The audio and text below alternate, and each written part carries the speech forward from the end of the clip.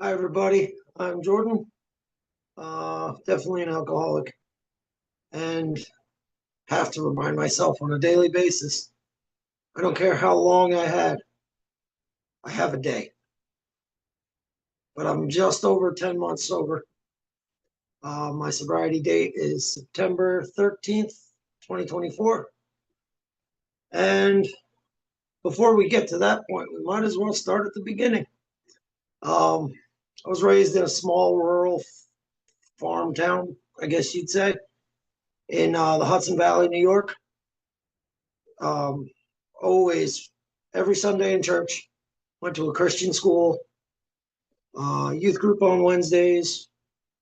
Never grew up around alcohol. It was never around me, never really exposed to it.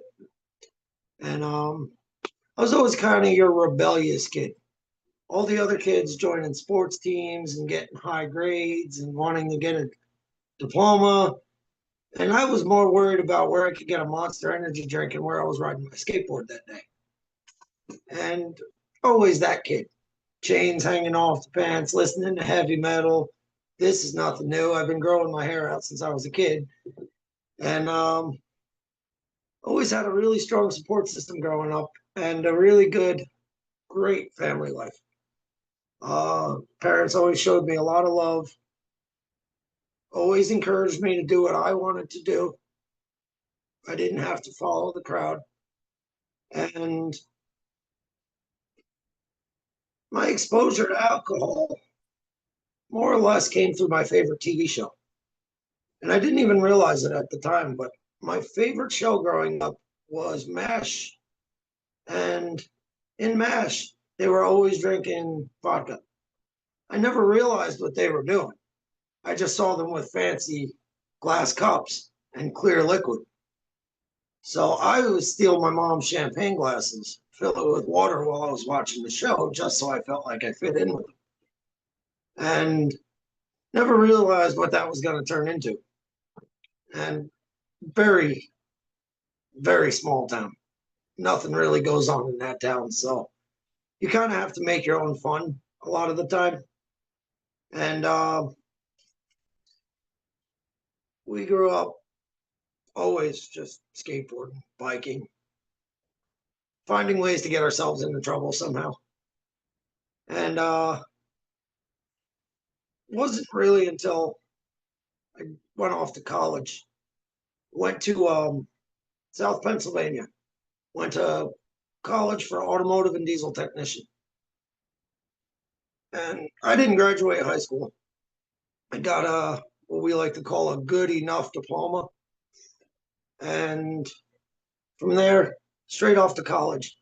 My college never had housing. So we didn't live on campus. I got a really nice apartment in Southern Pennsylvania, and right at the entrance to my apartment complex was a beer store. Never really thought much of it. I've had my fair taste of beer prior to going to college, but I never thought there was anything there. Went to a party and somebody thought, hey, let's get the new kid drunk. And I think it took maybe 3 beers, 4 beers. And I had to figure out how to get home from there. It was only a mile from my house, so nice, easy walk. But I get to college, and my dad, when I turned 21, I was coming home for my birthday weekend. My dad wanted to have a beer with his son to celebrate. And not realizing what that was, it was just a father son moment. Let's have a beer together. And my dad hasn't drank in years. So we kind of, I brought home a 6 pack, gave him one, I had one, having a good time, not ever realizing that was going to turn into an addiction. And then I may have finished 3 or 4 of the 6 pack. And then I realized I liked that taste. Beer was good. And then I had to buy more.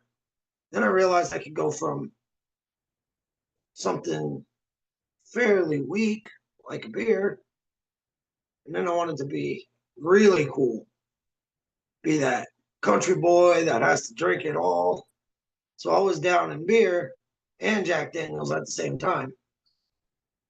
And I liked it, but I also didn't realize that I think I liked it too much because I didn't know when to stop, even in early alcoholism. Typically when you drink, you don't have the effects right away. So I thought in theory I was doing it wrong. So I would put more down and more and more. And that became a very regular thing. I never let it really affect my normal life. I would go to work in the morning, school at night, come home, have a couple beers, maybe a shot or two. I was fine at that point. And then I get home from college. And even while I was in college, there was days I was walking across the parking lot of my apartment complex with a 30 rack on my shoulder. And I thought that was normal. I mean, why would there be a beer store there if it wasn't normal? So I get home from college, and that's where things really ended up taking off. And I never realized it. I denied any type of addiction for my entire alcoholism. And being a mechanic and working on cars and trucks all day, I started drinking heavily on a regular basis. And when I first started really working on tractor trailers, they had me on night shift.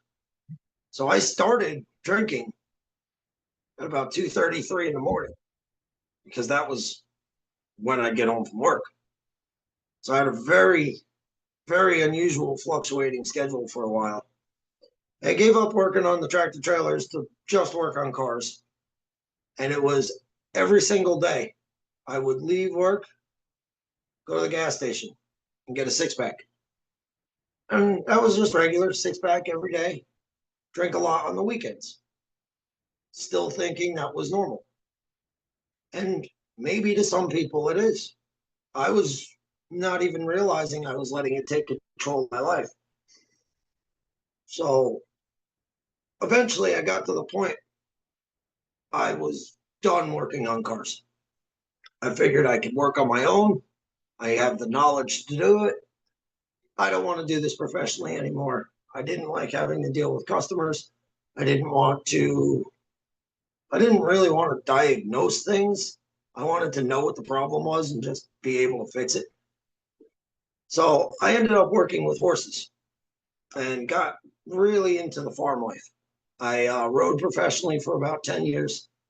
I worked at a couple different dude ranches as a trail guide. And we would have parties. We'd get off work and all the wranglers would go down the street to the bar and we'd sit in the bar till 7 or 8. We would get off work around 5. And we would just sit in there, put down some beers, shoot some pool, talk cowboy stuff. And then it got to the point I was leaving work to go to the local gas station to get a tall boy, to drive to the next gas station to get a tall boy, to drive to the next gas station to get a tall boy, and so on. And that was an everyday thing. Honestly, I've been very lucky that I've only ever gotten a DWAI one time, and they basically dropped the charge because I was less than a mile from my house. But there was many, many, many times that I was behind the wheel when I shouldn't have been. And we, hand to God, would take beer runs on horseback from my friend's farm. We would ride to town, go to pick up 6, 10 beers, whatever fit in the saddlebags. Half of them would be gone by the time we got home. And then we just sit in the barn with the horses and put down more. And there was many, many, many times I should have left that house. I shouldn't have left that house at all. And doing the typical drunk driving with one eye, trying to figure out where the lanes are. And driving down these old country back roads, a lot of them didn't have painted lines. And almost none of them were straight. So you're all over the place. if I had a cop pull up behind me, it was game over. But also, if I hit somebody, it would definitely be game over. And it was a regular thing every single day. And I never realized, I used to genuinely say, I don't need AA. AA is for quitters. Well, in theory, yes, it is. It's for people who truly want to quit drinking. And I never did. I never wanted to face that reality. I always had an independent personality, so I more or less just figured that putting down that amount of beer on a regular basis was a very normal thing. All my friends did it. I was bar hopping every weekend. Everybody I knew, we would all be at the bar. We'd all shoot pool.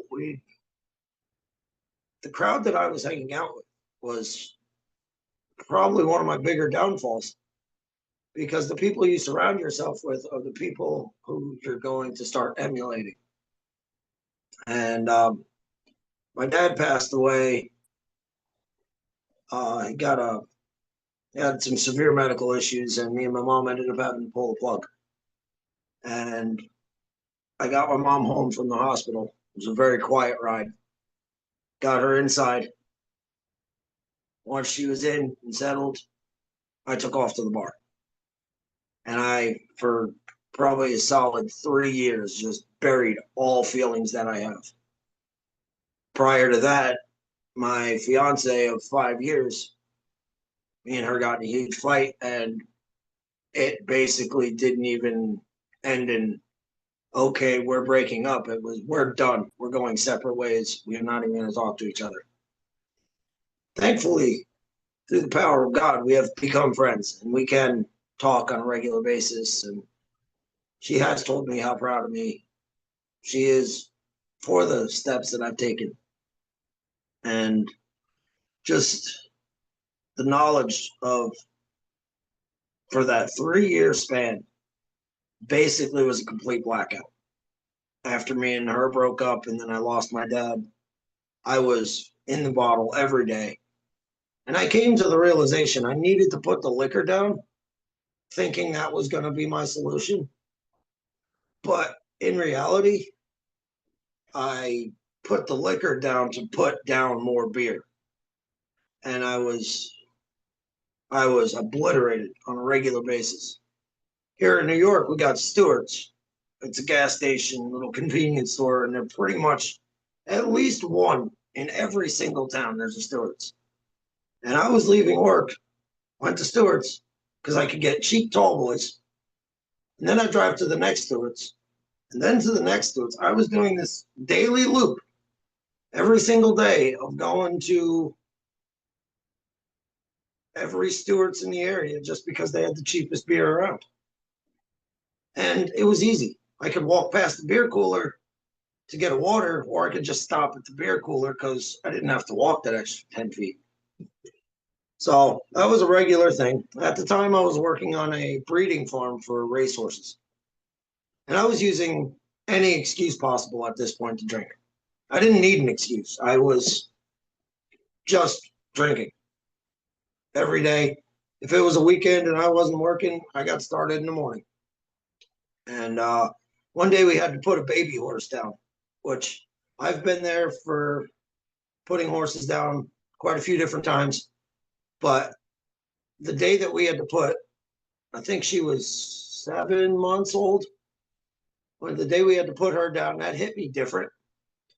And for the first time in about 3 years, I went right back to liquor.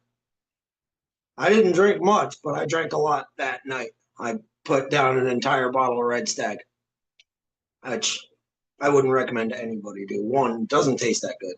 And two, that's almost an immediate headache. I talked to a friend of mine, and he was like, dude, I drink a lot, but that was excessive.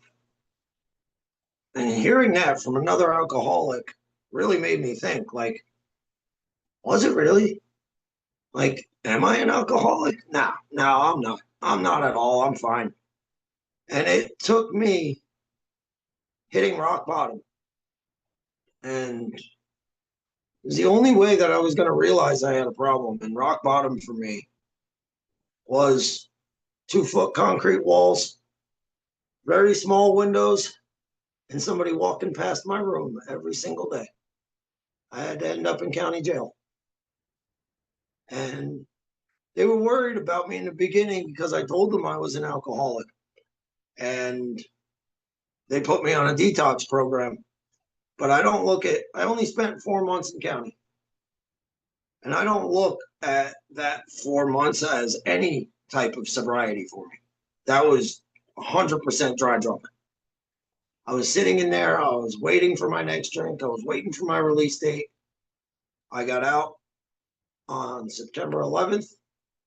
September 12th, me and my best friend decided it was time to celebrate. Let's put down some beer.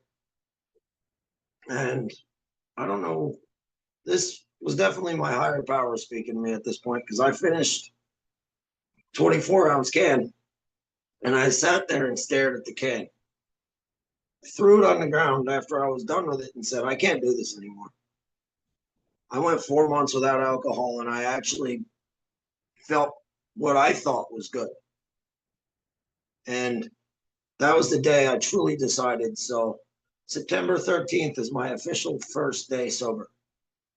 And that was after 13 years of excessive drinking every single day. I had no relationship with my mother, and I lived in the same house with her.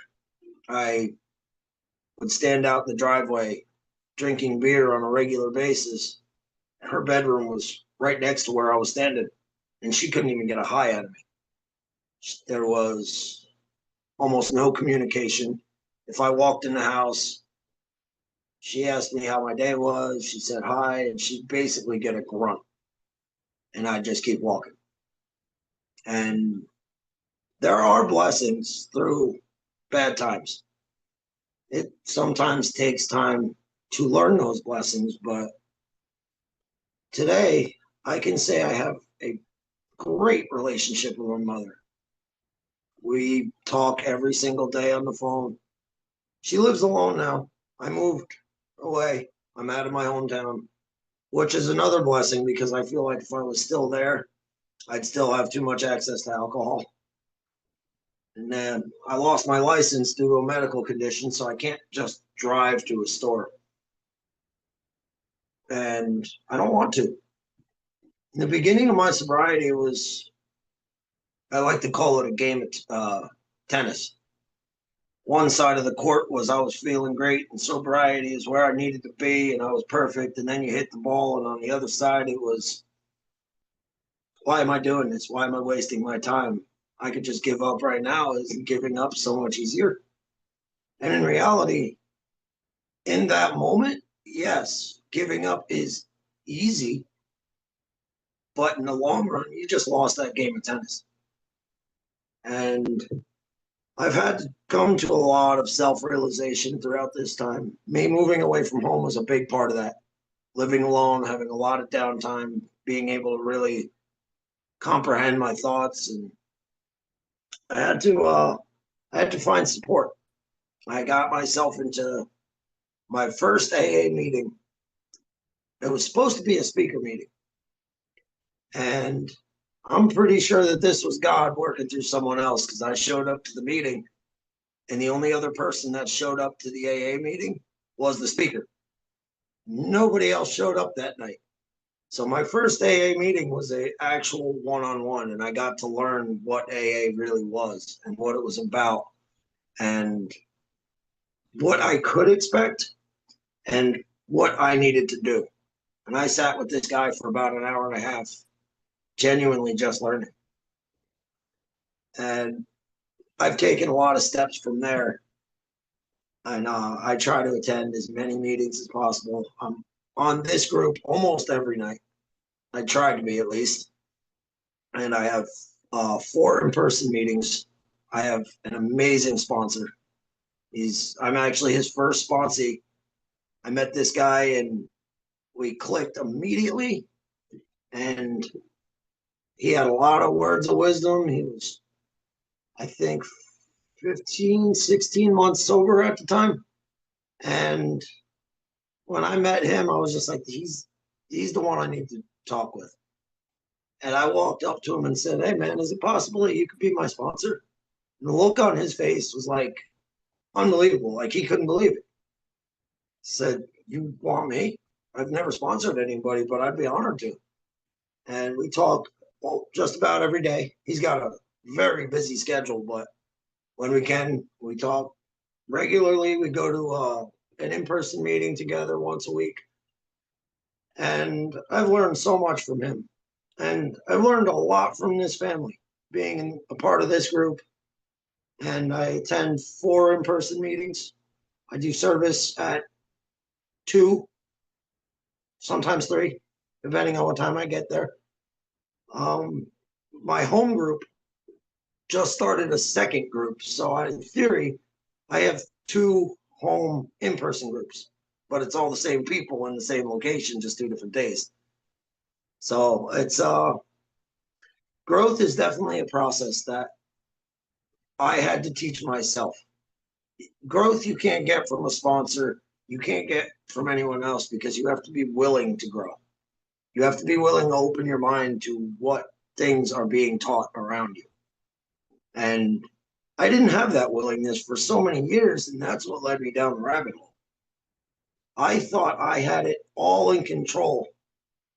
When this level of my sobriety, I realized I had to take a step back, and I had to be humble, and I had to let somebody teach me.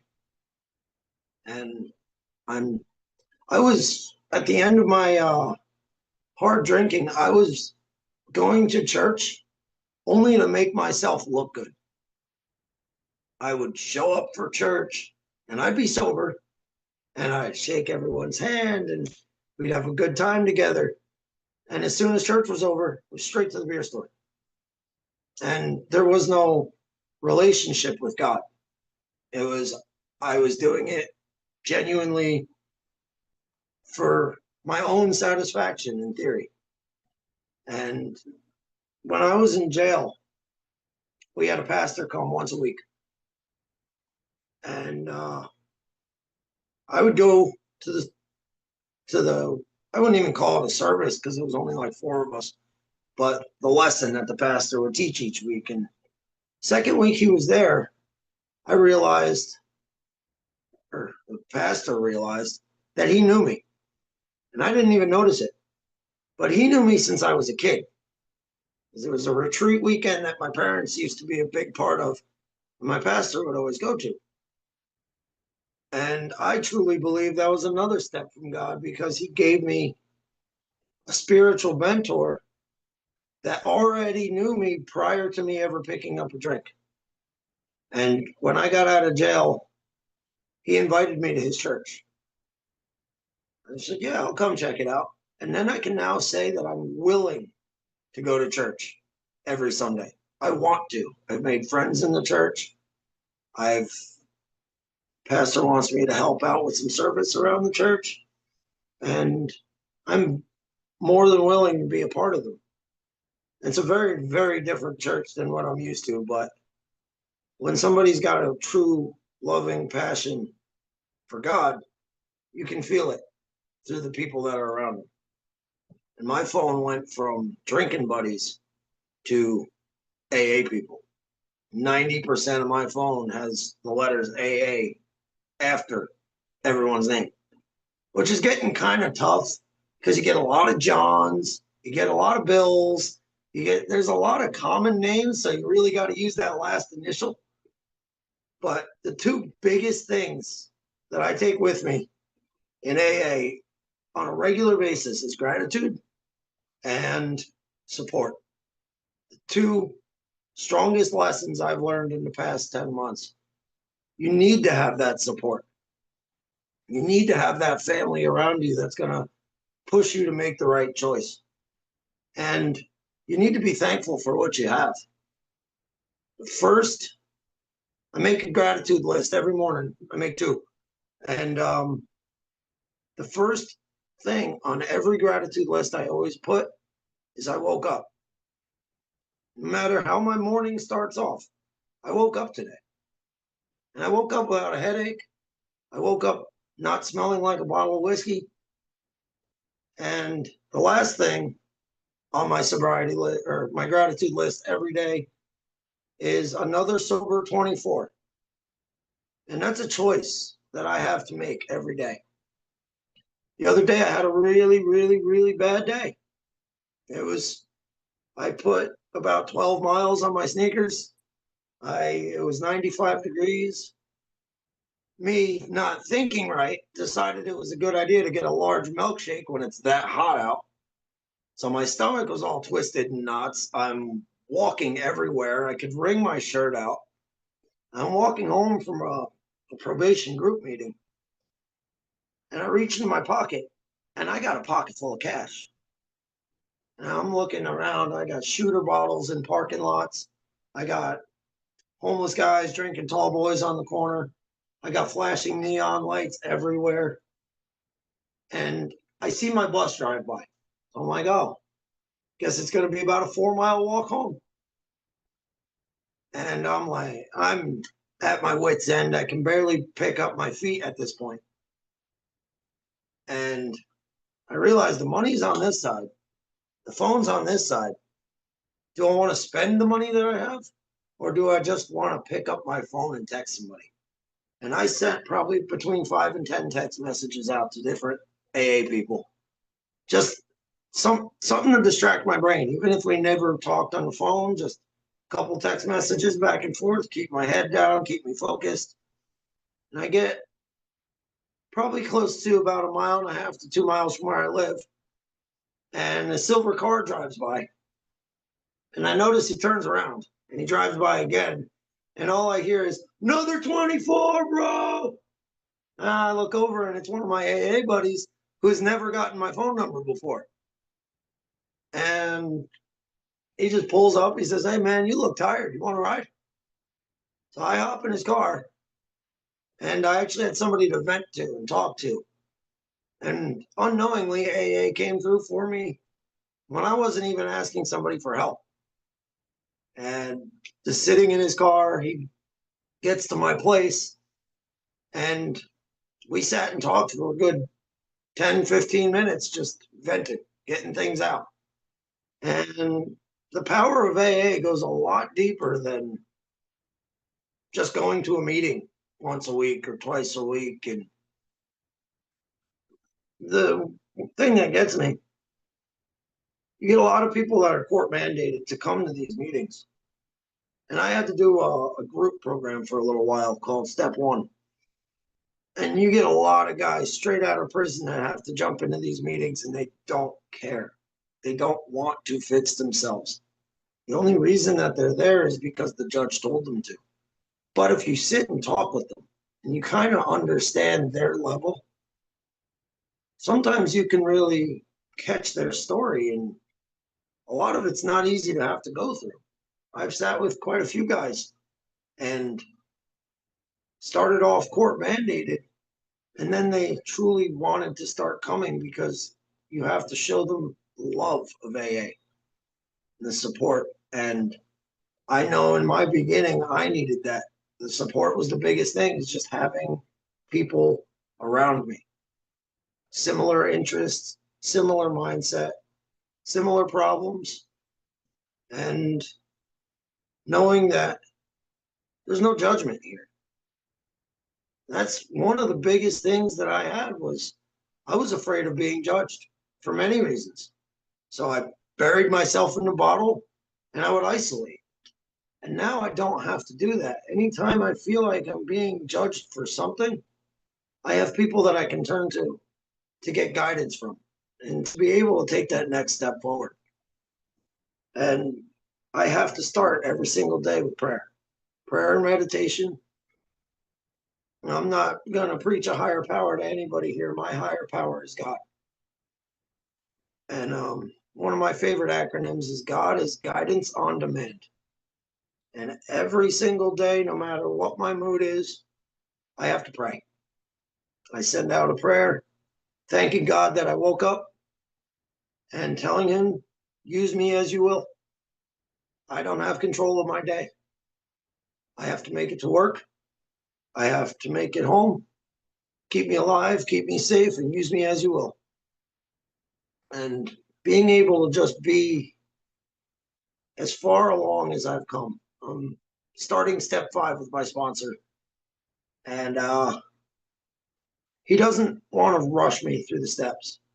And I really respect that. I've seen a lot of people rush through the steps and not fully comprehend what the steps actually are. But me and my sponsor, he's gone through the steps twice already.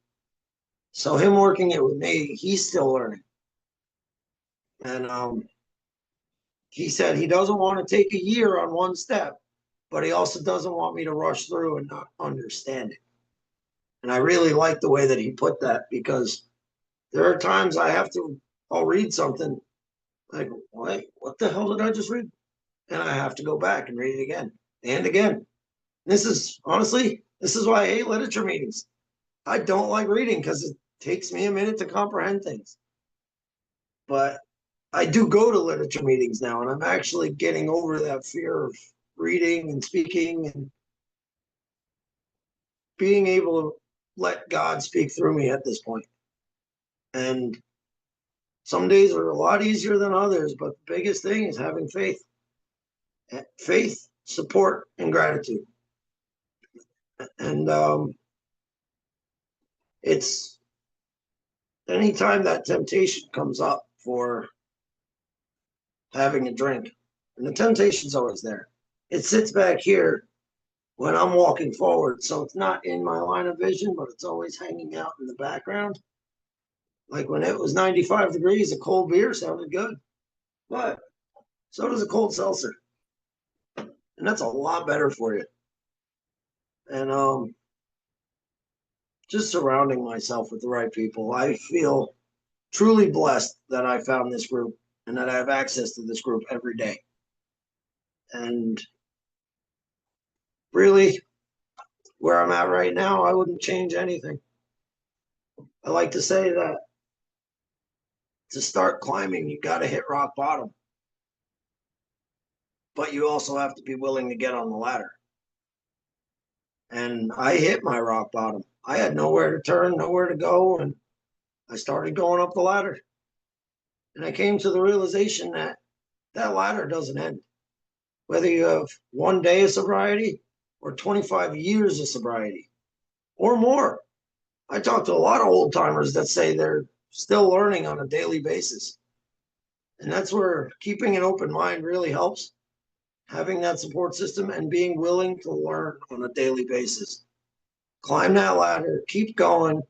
If you stop on the ladder, remember you're surrounded by a crowd of people that's going to help you take that next step.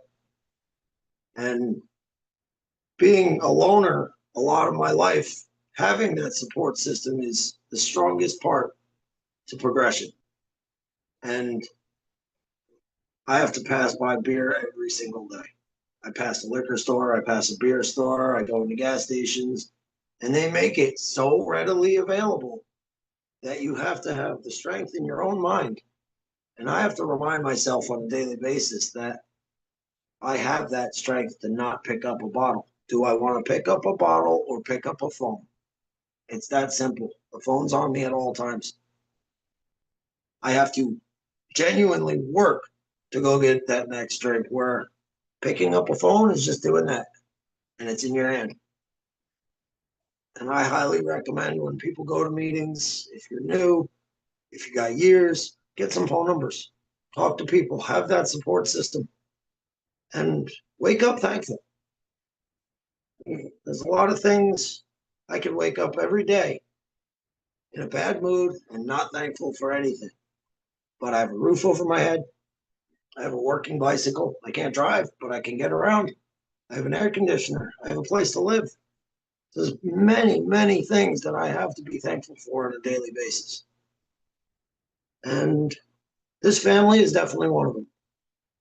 A new spiritual family has been such a gift and a blessing to my life that I really don't check out any other Zoom groups. I plan my day to make sure at 5 o'clock Eastern, I'm in this meeting. This is where I need to be.